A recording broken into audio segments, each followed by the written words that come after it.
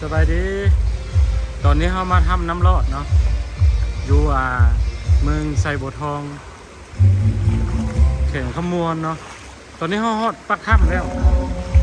กำลังว่าจะเข้าไปในถ้ำเนาะแต่ว่าเพื่อนว่าในถ้ำเนี่ยยังไม่ทันได้มีไฟเราจะลองเข้าไปเบิ่งเนาะว่าจะเป็นทางไหนอันนี้เป็นทางขึ้นเนาะกำลังขึ้นไปเพื่อนเอาปูนมาที่เนาะเป็นทางขึ้นทางยางเข้าไป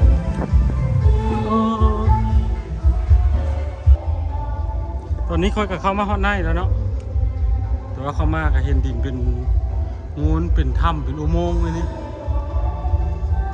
ดินเป็นชั้นๆอยู่นะ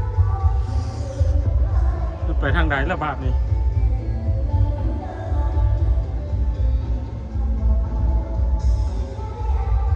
เข้ามาบ่มีคนบางคนเลยอยู่ทางในนะโอ้ตอนนี้เข้ามาฮอดทางในแล้วเนาะหมูกาไปต่อดอกพี่น้องเลยเลี้ยวไปคือมือแท้ทางในนี่แต่ถ้าเลี้ยวลงไปเนาะไปซิมีน้ำที่ไหลออกมาจากซองคู่เนาะเป็นว่าประมาณทิศหน้าที่ทื่อว่าเพื่อจะต่อไฟเข้ามาแต่ตอนนี้บ่มีไฟแล้วก็บ่มีไผ่เลย